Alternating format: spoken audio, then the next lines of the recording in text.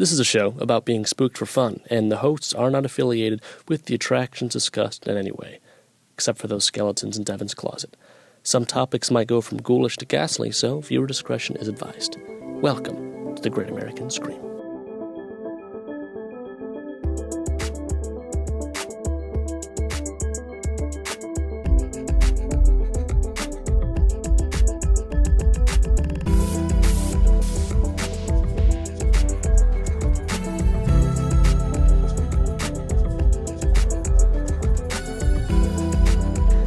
Adam O'Connell. And I'm a horror writer who's always late to work, Edgar Allan Slow. That was your intro bit? That's my whole intro bit. That's my whole thing. I'm Devin Wright. And welcome to the Great American Scream podcast about all those haunted attractions that Americans love so much. We do. And if you listen to our last episode about Halloween Horror Nights, I have a fun little update about that. I just came back from not the most magical place on earth, but the most universally place on earth, Universal Studios, Florida.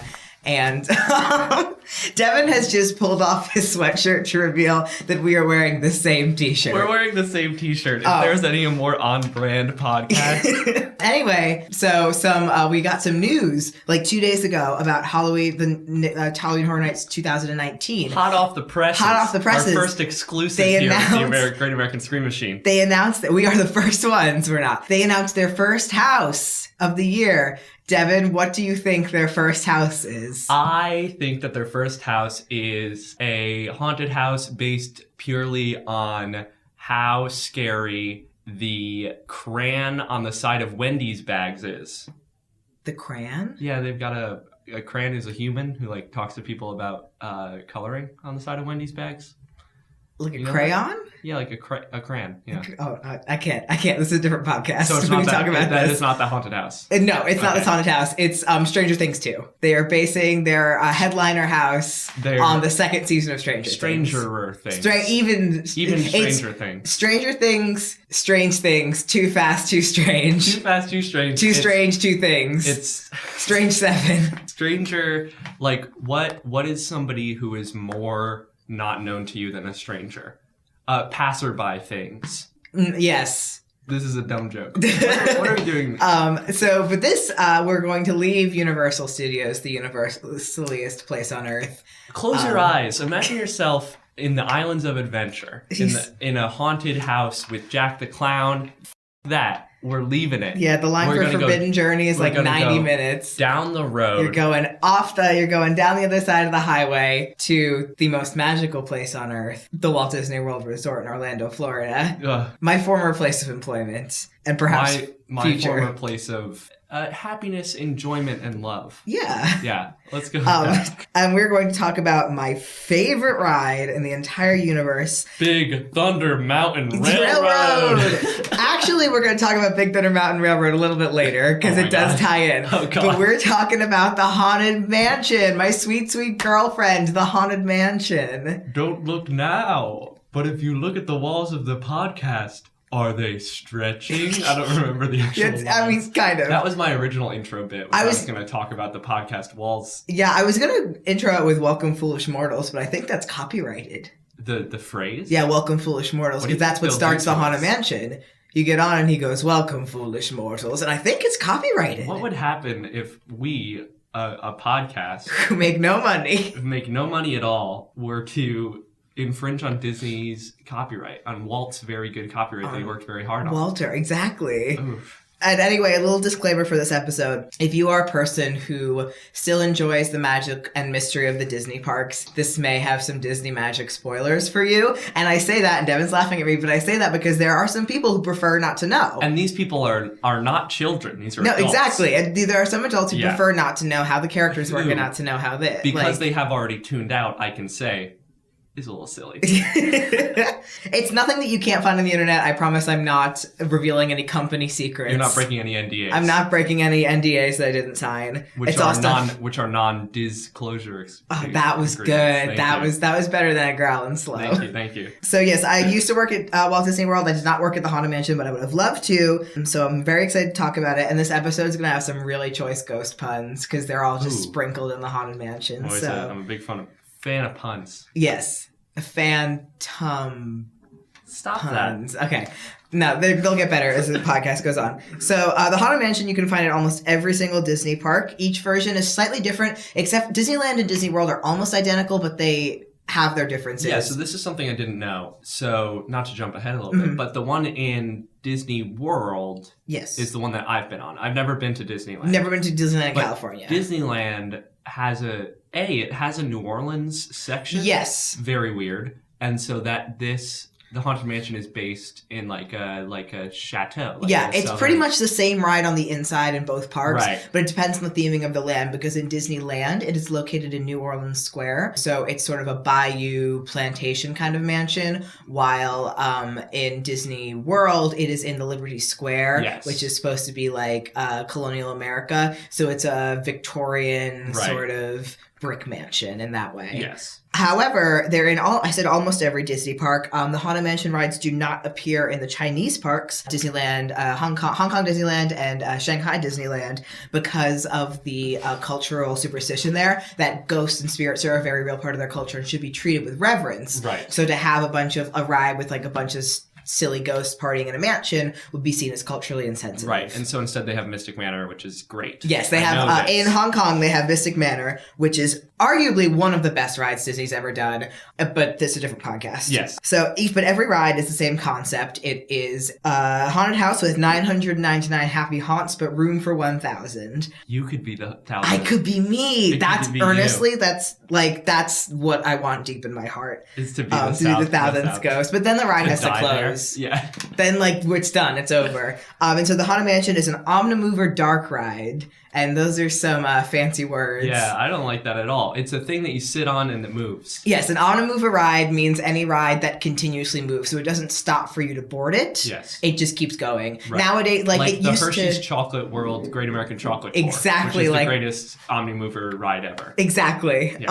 Also in Disney, the Peter Pan ride, it keeps moving, and the Buzz Lightyear ride. It used to... Nowadays, it stops a lot more often to load, people in ECVs and wheelchairs and stuff like that. Buzz Lightyear... different podcast, but Buzz Lightyear in one of the parks is changing to an Avengers thing. Is it? Yeah. I think I heard about that as well. I think it's Hong Kong. I think it's Hong Kong? Yes. I would agree with that. I watched the Defunct Land about Hong Kong Disneyland. And this is a plug for Defunct Land. It's not a paid promotion. We just both really enjoy it. Yeah, and also I want to date Kevin Federer because he looks exactly like Brad Pitt. Wow. Oh, exactly. Anyhow, and then a dark ride is not a ride that is scary. That's not what it means. It doesn't mean a ride that is actually... it means a ride that is physically dark and the sets are lit in certain ways so that you can see some things and don't. That's why in a lot of theme park rides that are dark rides, it'll be like a black background with very bright sort of neon colored sets, because that's the easiest way to make people see what you want to see and not see what you don't. Which is something iconic for something like Haunted Mansion. Yes. When you think of that neon green, that ectoplasm green that's everywhere. Exactly. The idea for the Haunted Mansion was created by Walt Disney's first sort of round of Imagineers. And if you don't know what Imagineers are, they are the engineers and designers that come up with the concept ideas for rides and attractions and shows and lands and restaurants and everything that you can find in Disney Park. Yes. They first created the idea as sort of this rundown mansion, sort of what you see in a Ride Playland Luigi's Mansion style of mansion. But Walt didn't want something that looked run down in his park. Yeah. If you know anything about Walt Disney, he's a very clean person. There's trash cans everywhere. He wanted to make sure everything looked really spiffy. So they came up with the idea of something that's kind of like the Winchester Mystery House. So instead of being a haunted mansion, it was sort of like this museum of oddities. There would be reversible mirrors and hey, come look at all this weird stuff that I have. Which is more Walt Disney's thing. Yes, exactly. Yes. That was much more of Walt's thing. So this New Orleans kind of bayou was developed to match the New Orleans Square area of the park. And the Disneyland opened in 1955, but the Haunted Mansion itself was not announced until 1961, even though the concept came before the park even opened. It was announced for 1963 open, but it didn't actually open until 1969, mostly because Walt was working at the time a lot at the New York World's Fair, which is where he premiered stuff like It's a Small World and Carousel of Progress. And then he died in 1966, and the ride kind of got a redesign. They abandoned the Winchester Mystery House concept for more of what we know today. And more of what he didn't want, but was ultimately probably a better ride. Yeah, exactly. Because, like, I think now in a modern context, we wouldn't be as interested in, like, a Cabinet of Curiosities style kind of attraction. Oh, that's kind of what Mystic Manor is, so it does it very well. Right. So the two of the leading Imagineers on the project, Mark Davis and Claude Coates, they kind of had this disagreement over whether the mansion, like what the theme of the mansion should be. While Claude Coates wanted it to be actually frightening and a scary ride, Mark Davis says, "Oh, this is a family park. We should have it be more of a I do fun respect. ride." I really respect the go-getiveness of somebody who goes, you know what I want to do when all these kids and families are at my park. I want to scare the shit out of them. Yeah. I respect that. I'm team Claude Coates. Team Coates. Team Coates. Hashtag Team Coates. Pick He's your probably side. dead now. So they kind of met in the middle and decided to make it both. Instead of it being a haunted, scary ride or sort of a fun one, it was kind of like a spooky party. So the ghosts weren't there to scare you. This is what I used to tell kids who were afraid of the Haunted Mansion. They would talk to me because I told them, "Oh, it's my favorite ride." And they'd be like, "Oh, it's too scary." Yes. I'd say, "Hey, there's a bunch of ghosts in that mansion. They don't want to scare you. They just want to party with you." Which, to be clear, is the way I feel about ghosts. Exactly. Ghosts are not scary. They're here to do their stuff, and sometimes they're here to party. Yeah. There is a ghost in one of NYU's freshman halls, Brittany Hall. There's a ghost in the elevator, and her name is Molly. And everybody's so afraid of Molly, but I love her. She's super chill. Sometimes she flicks the lights at you, but, like, who cares? Maybe Molly should be the thousand. The thousand's good. Like, that would be a nice honor for Molly. Yeah, like, the literal plot of the Haunted Mansion is that you're going into this mansion and, like, hey, we're having this ghost party. Come check it out. Do you want to come? Do you want to come to this ghost party? If you want to come to this ghost party, there's one catch. You also must be. You also. Whoa! So, a little bit of cool factoids about the ride. They got Paul Frees to voice the narrator, who is the ghost host. The ghost host with the most. The ghost host with the most. Not to be confused with Beetlejuice. Or... who is also a ghost with the most, but not a host. Yes, or not to be confused with... what is his name? Something Ghost Coast to Coast. Who? Who's a host. And he's white with black. He looks like a superhero. Here, pause the podcast. Pause the podcast. Space Ghost. Space Ghost? Oh, like the superhero. Space Ghost. Coast to Coast. Oh, I got it. I didn't know he had a catchphrase. Space Ghost Coast to Coast. Yeah, I know who that is. He was on That's his name. Yeah, His full name is Space Ghost Coast to Coast. Oh, that's his name? Okay, resume the podcast. Okay, anyway. So, Paul Frees, he's the narrator of the ride is the ghost host. So Paul Frees did, like, a crazy amount of voice acting in the 40s and 50s. He was the voice of Ludwig von Drake, who's, like, Donald Duck's, like, scientist uncle. Yes. He was also the voice of Burgermeister Meisterburger. Devin, where's that from? That's from the old animated Christmas things. Yeah, it's for Santa Claus is Coming to Town. He was also Boris on Rocky and Bullwinkle. And they got Buddy Baker, who scored The Fox and the Hound and The Many Adventures of Winnie the Pooh, and is responsible for the Winnie the Pooh song. And he wrote the song, which I know. It goes, spooky, scary skeletons. That's not it? I don't think okay. so. He wrote the theme song, which is Grim Grinning Ghosts. Got it. So the ride opened at Disneyland on August 12, 1969, and the Magic Kingdom on October 1st, 1971, which is when the park opened. Okay. So here's what kind of goes down when you go inside the Haunted Mansion. This goes for pretty much Disneyland and Disney World with some minor differences. Tokyo is pretty much also almost identical. So you either enter this antebellum in Disneyland or this Victorian Disney World mansion, and you enter up the queue. So fun fact about the Haunted Mansion queue, it is the only Disney attraction to display a wait time that is not a multiple of 5. If you ever see Haunted Mansion as a 13-minute wait, that means it's a walk-on. That's... okay, this is blowing my mind. I read this in the notes and I had to, like, make myself forget it. Okay. Because I'm obsessed with theme parks, obviously, and queue times and queue design. And Disney is, like, the king of queue design. Oh, you're gonna love. And that's just, it's so smart to be like 13 minutes for no wait, but also like lucky number number 13. It's all on the theming. That's so goddamn cool. Nowadays, it's very rare to see it up just because Magic Kingdom is busy for so often, but sometimes you get a nice little catch. And the Haunted Mansion is a very popular ride. So the facade of the Haunted Mansion, just as a personal opinion, does this fantastic job of hiding an absolutely massive show building. If you look at like the Google images and you look down at Disney, the size of the ride is crazy and you do not see any of it. It's really like the opposite of something like the disappointment over the Beauty and the Beast castle. Exactly, as when you get closer to it, it gets the forced like perspective gets worse. Limo. Yeah, like where like there's how dare you bring up Superstar Limo on this podcast? But that is a quintessential like ride facade. Yes. It's also like I find the Harry Potter, the Hogwarts facade It's also to be, good. See, I find it to be disappointing. I think the forced perspective, you lose it as you go up there. Yeah, I think it only gets bad when you And- walk and you're about to enter and you look up and you Right. see the bridge. You're like, a person couldn't be up there. Yeah. But the Haunted Mansion does a very good It's, job like, of it because it's primo. like on a hill. Yes. So it's still, even when you get super close to it, the door is still far enough away so that it looks like you could walk through it. Yes. It's a great example of how good Disney is at forced perspective.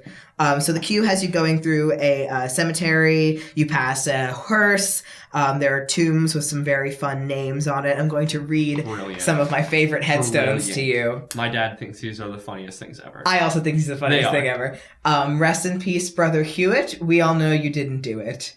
That was dark. Convicted murder. Yeah. Master Gracie laid to rest, no mourning please at his request. Farewell. Very good. That's what my head. Yeah, like I feel like that's mine too. Yes. I'm gonna save the third one for last. It's my favorite one. Dear departed brother Dave, he chased a bear into a cave. very brave. And my favorite one, here lies good old Fred. A great big rock fell on his head. That's Yeah. yeah.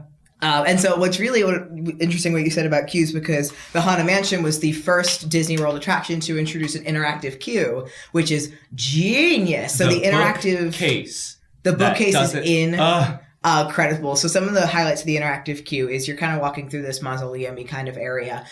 There are these busts of a family that murdered each other. There's like a tomb for like a salty old sea captain that like sprays water at you when you Yes. touch the portholes. There's a tombstone of like a musician that has instruments carved into it, and when you touch the instruments, it plays them. So good.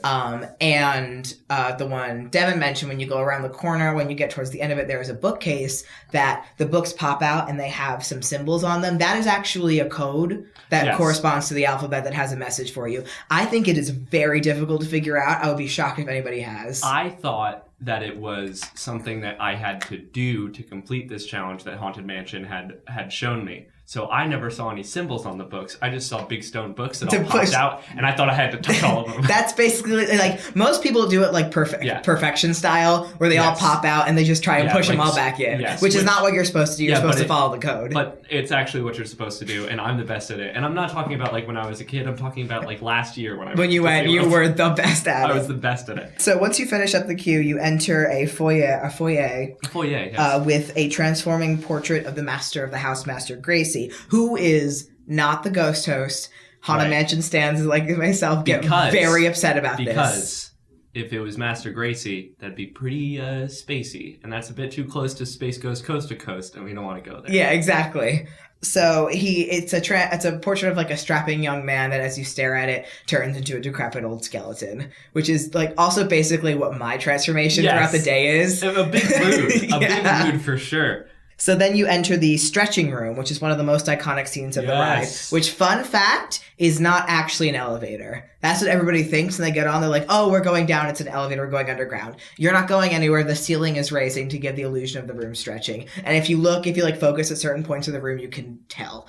But so the stretching room, they have four ghosts of the house in there, as the ghost host says, corruptible mortal states. And as the room stretches, it reveals more and more about each picture. For example, there's a girl with a Right. parasol who, as the room goes up, you see she's standing on a tightrope. Then you see over an alligator. Yes. And that's also a little fun thing for like the humor in the ride, Yes. where you see like, oh, this is not gonna be that scary. There's like a man in his underwear standing over a barrel of dynamite. This is very funny. Yes. So, but the stretching room also contains a weirdly dark joke that I didn't get as a kid, but now get it as an adult. So basically what happens is the ghost, after the stretching room thing starts, the ghost host is like flying around saying things, and he says that you'll notice that the chamber has no windows or no doors, which yes. offers you this chilling challenge to find your way out. Then he laughs maniacally, and then he goes, of course, there's always my way.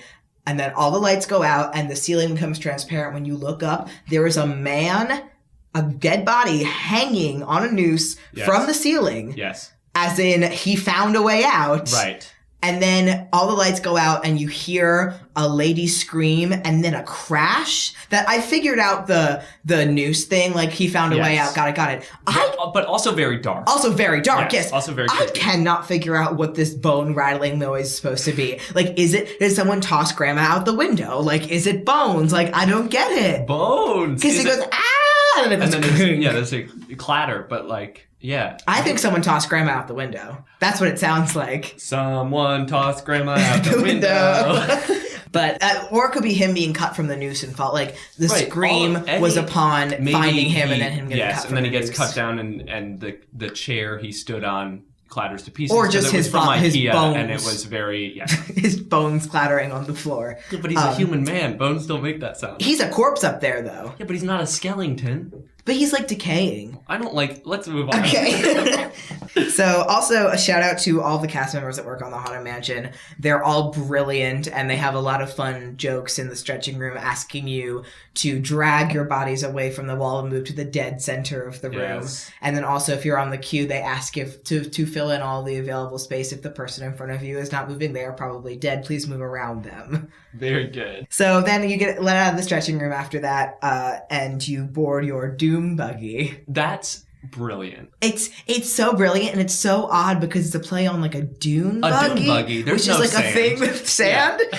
So you begin traversing through the mansion with some really, really cool, brilliant effects that really still hold up to this day.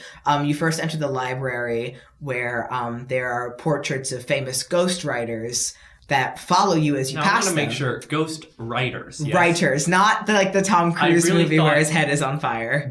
It's Nicolas Cage. Oh, sorry. But I love so much that you said Tom Cruise. Sorry. I think Nicolas Cage and Tom Cruise are the same person. They are, yeah. Okay. So they follow you as your Doom buggy passes, but they're not animatronic. So as you're leaving the room, you can see that they're already following the next person. Right. How do they do that? So what it is, it's a black sort of exterior, and instead of it being a 3-dimensional head in there, it's actually carved in a concave. So that way it's sort of like the outline of the head and then the concave carving. So as you pass it gives a perspective of it turning. It's really, really cool. Yes. Yeah. Then you enter a room that has an endless staircase and some really cool blinking wallpaper because the wallpaper is like a Victorian sort of, what's that called? Right. It's the swirly. Like fleur-de-lis. Like a fleur-de-lis, but their eyes. Yes. And they blink at you in the dark, which is really cool. Then you enter one of my favorite rooms of the mansion, the seance room, featuring Madame Liotta, who is a disembodied fortune teller whose head is floating in a ball. Which is also a good scene in the movie. Which is also an excellent scene played by the incomparable Jennifer Tilly. God. But we'll talk about the movie later. I love the movie. But so one of my favorite things about the seance room is that she has these incantations to conjure up spirits, and she'll like give us a hint by ringing the bell and you'll hear a bell ringing. But there's one where she says like, it's time to respond, send us a message from somewhere beyond. And the sound effect in the room, instead of it being a played sound effect, like ringing a bell, it's a practical sound effect of like wood hitting something. And it's very unsettling because previously you were listening to a track in your car and all of a sudden you hear a real noise. Real thing. It's very good and very unsettling. Also, fun fact about Madame Liotta, she exists because she was modeled and named after a Disney Imagineer who's Liotta. Who? Ray Liotta? Ray Liotta? Pause the podcast. Ray Liotta. Hey, Google. Ray Liotta. That guy. Oh, that guy. Not him. Okay. But she's named and modeled after actual Disney Imagineer Liotta Toombs, which is such a good name. It's a very good name. Yeah, and that's why she exists. So then you enter arguably the most famous scene of the ride, which is the ballroom scene, which uses this effect called Pepper's Ghost, which you might have heard of before.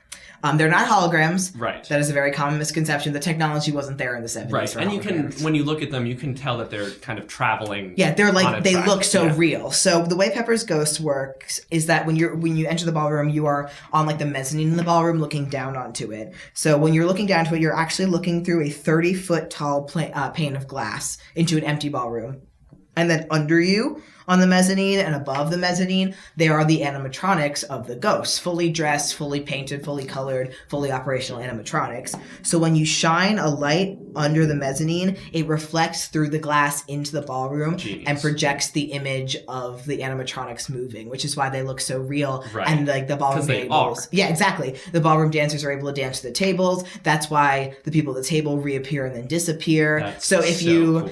It's a backstage tour you can take of the Haunted Mansion while you're at Walt Disney World. Anyone can take it if you pay for it, which sounds dark, but if you go and you look under the mezzanine, it's an exact replica almost of the ballroom that you're looking into. That's so cool. So this effect is also used in Tower of Terror over at Hollywood Studios when you see the ghost and you're about to drop in the elevator, and also over at Platform 9 3/4 back in Diagon Alley at King's Cross. Yes. Yeah.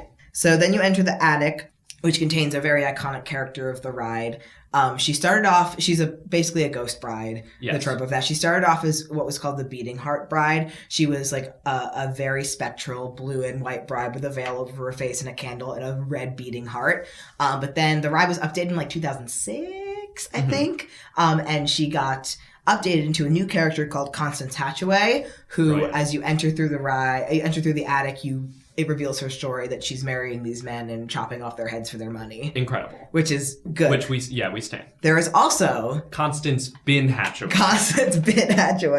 There is also a chair from the Haunted Mansion movie in this attic. Spooky. It's in the dining room scene. Anyway. The spook factor there is box office failure. Yeah. Then you enter the graveyard, which actually contains the only living characters of the entire ride, which is the caretaker. Adam, they're not living. The caretaker of the grounds, who is a real man for some reason. I don't know who's paying him or if he's getting paid, but he's like the grounds caretaker and his weirdly thin dog.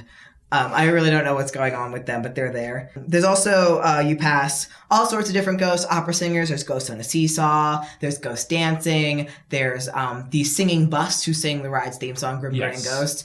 And there's one of them that has like a pencil-thin mustache and like slick back hair that everyone's like, oh, that's Walt Disney. And it looks just like him, but it's not. Okay. It's actually modeled off a different Imagineer. There also used to be jump scares in this portion of the ride. There were these little tiny ghosts that would pop out from behind tombstones and scream at you. Yes. Very scary. When they updated the ride, they cut the screaming. So they still pop up at you, but they don't scream at you anymore. Yes. Then you see the final scene of the ride, which is the ghost host warns you to beware of hitchhiking ghosts. And you see that there's these three ghosts who are named Ezra, Phineas, and Gus, who will follow you home, essentially, to the living world. Ezra, my boyfriend. Yeah. Phineas from the Disney show. And Gus, our classmate. Exactly. And you pass in front of these mirrors that reveal that the hitchhiking ghost is already in your car, and he does little fun things with you. He takes projections of your face and switches them. He committing murder. Yeah, he shines a light through your demonic face. Possession. And then you exit and you pass a pet cemetery on your way out, which contains a fun little. It's on a somber note. Yeah, which contains a fun little Easter egg on your way out, which is a tombstone for Mr. Toad, who used to have a ride in Walt Disney World, Mr. Toad's Wild Ride. Which again, kind of. Which was also dark. Yes. Dark. Yeah. But is now replaced by Winnie the Pooh, so he is there. Also oddly dark. The storyline of the Winnie the Pooh ride, also murder, actually. Wow. the thousand, what is it? The 10,000 volt ghost from Scooby-Doo? 10,000 acre... The 100-acre woods? 100-acre woods. You were way overestimating the size of these woods. 100-acre woods mysteries.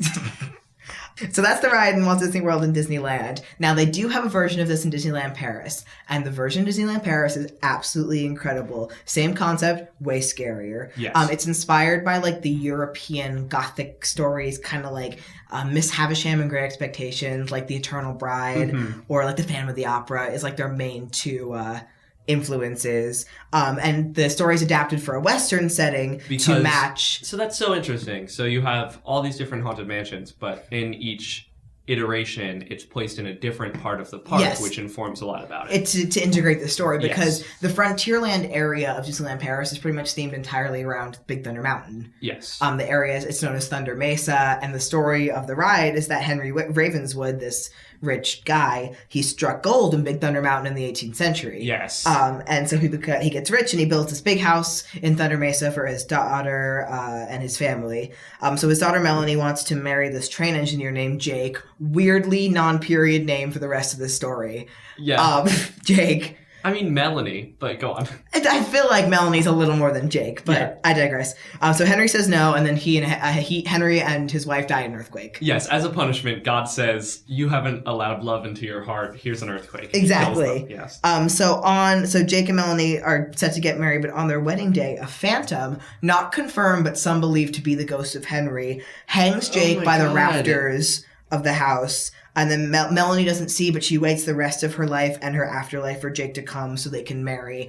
And the house scary. is cursed. Oh my God. So it's basically you see similar scenes to the Haunted Mansion. You see the ballroom scene where the wedding was supposed to be. You see the graveyard. Except you see the Mesa. specter of haunting death is hanging over you the whole time. Yes, and instead of them being like fun, blue, cartoonish ghosts, they are decaying corpses. That's incredible. It is very scary and it's very good. And it's very dramatic. I see you have here, the note is just, Europeans are dramatic. Yeah, it's a lot more dramatic than ours is. You know, like, They can handle we it. as Americans, we want to get on the ride, we want to enjoy the story for the 5 minutes, then get off and we're done. We're going to go to Yes. the turkey leg and watch the parade. Yes. Europeans, they're going to like They brood want to on it for a stay little up. bit. Yeah, they want to stay Yeah. up that night. Yeah, exactly. So Haunted Mansion does get some cool overlays during events. They have to stay up late to eat dinner at 9:30 p.m. or 10 p.m., so they need to be scared enough to They not need want to have go something to sleep. talk about Yes. over dinner, yeah.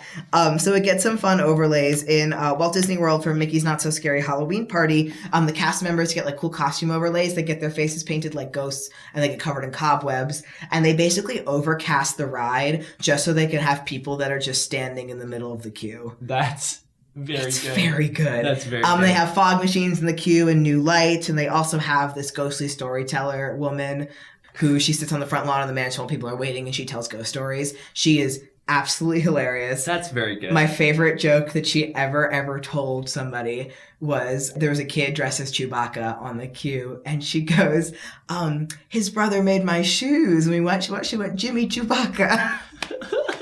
It's very good.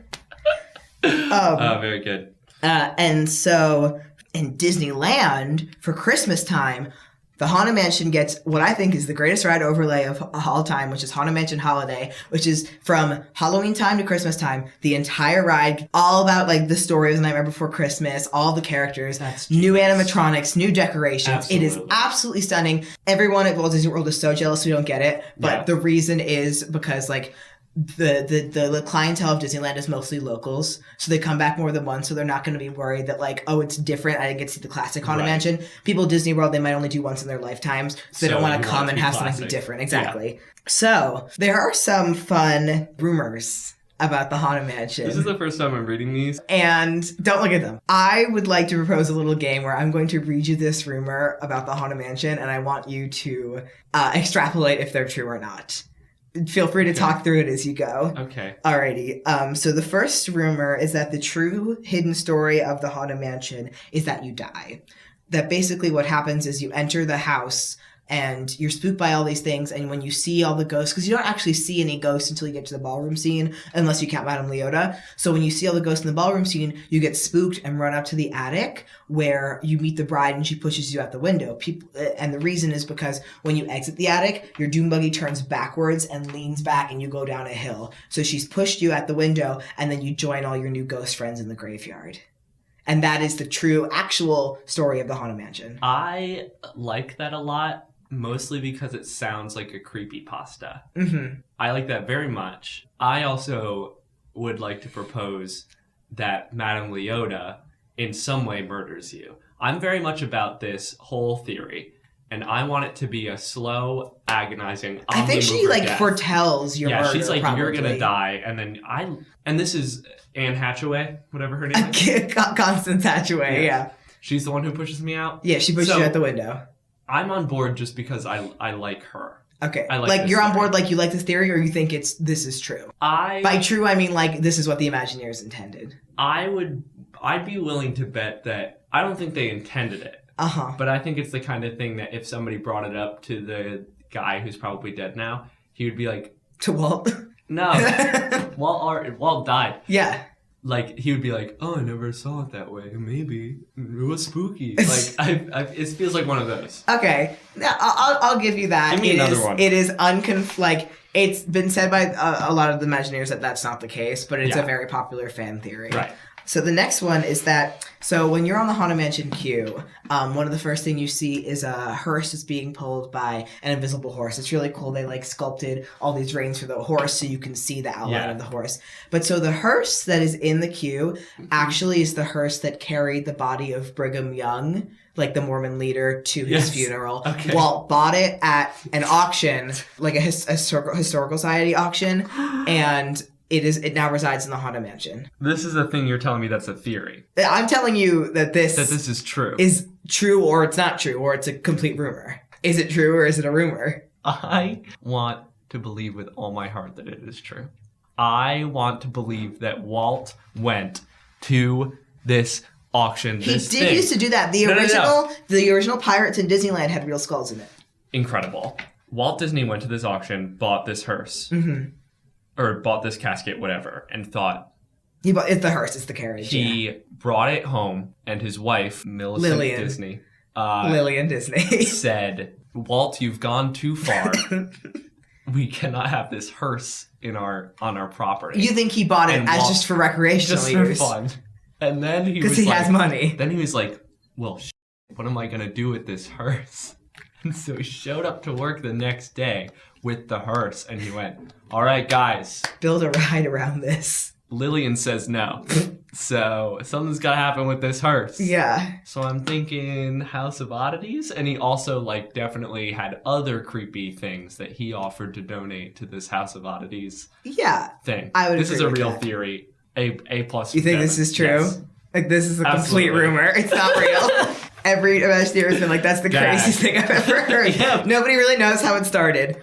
I guess there might be pictures of Brigham Young's hearse, and it looks similar. I think it is a real hearse, but it's not Brigham Young's. It is, though. It is Brigham Young's hearse. So the next theory is that the cast members of the Haunted Mansion get in their training, are dead. They get in their training how to clean up. They had trained to use special vacuums to clean up human remains because the Haunted Mansion is the most popular ride for people to attempt to spread ashes on. It's up there. There's a couple of other ones, like people try and spread it in like the lake of Cinderella Castle and stuff. Absolutely.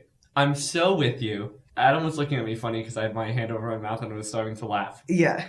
I'm so with you that weird people would want to spread ashes on Disney rides. And I bet it's happened. Mm-hmm. But the idea that they would have special vacuums, that somehow vacuuming it up with just a good old Dyson versus this fancy Disney spectral vacuum, a la the... It's like the ghost vacuum from Ghostbusters. Yeah, the ghost vacuum, the Poltergust 3000 from Luigi's thank Mansion. you. Or like the thermos from Danny Phantom. Did you just say Nanny Phantom? No, Danny No, Phantom. you said Nanny Phantom. Nanny Phantom. That's a bridge too far for me. I'm going to say rumor. Okay, this is 100% true. Oh my god! They have specially designed vacuums that are meant for cleaning up human remains because it is a biohazard. And they can't clean it up. Oh my God. The actual cast members that work like the day shift there, I don't think have to do it, but they are also trained to be looking on monitors so they can see if people are attempting to if spread. Somebody pulls out an urn or a bag or coffee something. can. It's happened. Oh my god! There was like one big incident on the ride in Disney World. I think it's a bit, but like usually security will catch them at the gate with it, but it has with gotten an to the urn ride. with an urn that says "Love Gammy." I would hope so. Or a bag of ashes or something. Oh my god!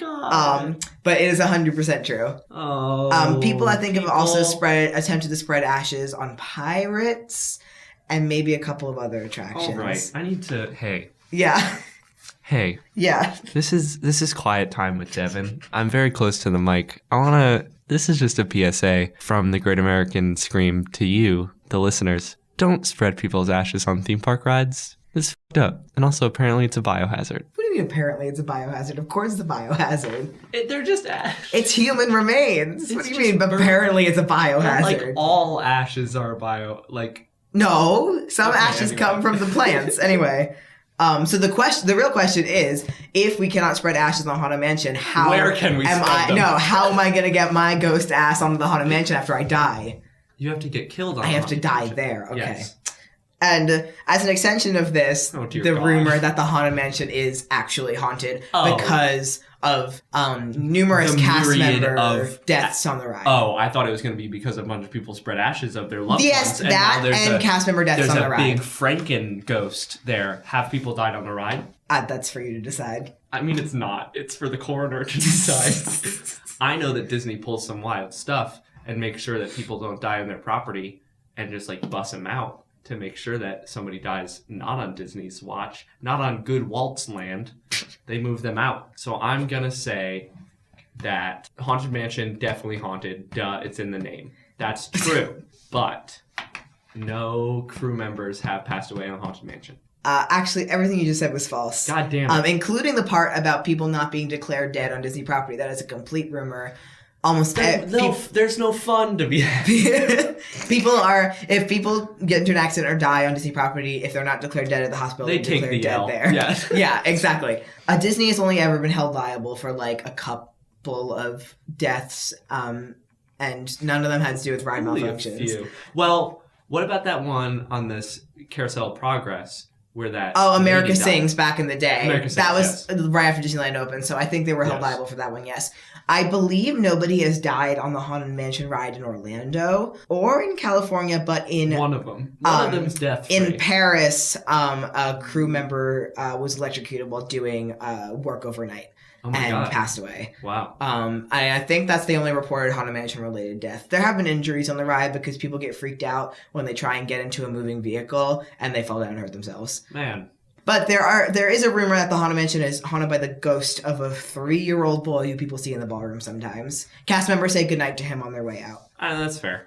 He's probably there. What's his name? I don't remember, I actually. think it's Jeremy. You think it's Jeremy? I think it's Jeremy. I'm sitting here. I'm sitting here, and what I'm getting from the spirits is that I'm feeling a J name.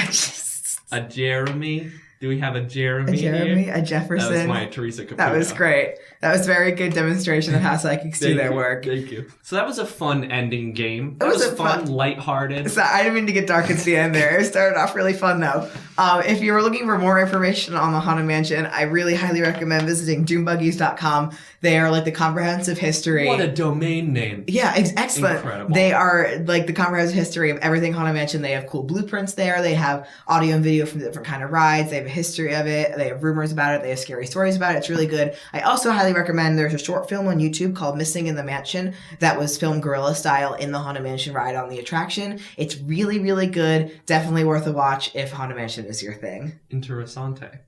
Your spook factor on a scale of, what was it, 1 to 10 last time? Yes. How it was spooked on- were you? Okay.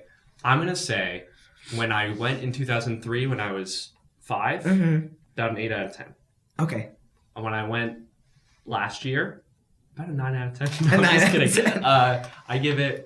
I give it a 3 out of 10 in general, but since Brigham Young's hearse is in there and my ashes are spread there currently, even though I'm not dead yet, I'll give it a 6 out of 10. 6 out of 10 Yeah. for Haunted Mansion. And you know what? That's what's one of the best things about this ride, especially if you're scared of it as a little kid, is that once you finally like kind of muster up the courage to go on it, it's a lot of fun. It is a It's very complete fun, yes. Disney classic. It is so detailed. It is so well done. And it has a really, really in-depth story and one of the best gift shops on Disney property. Incredible. Memento Mori.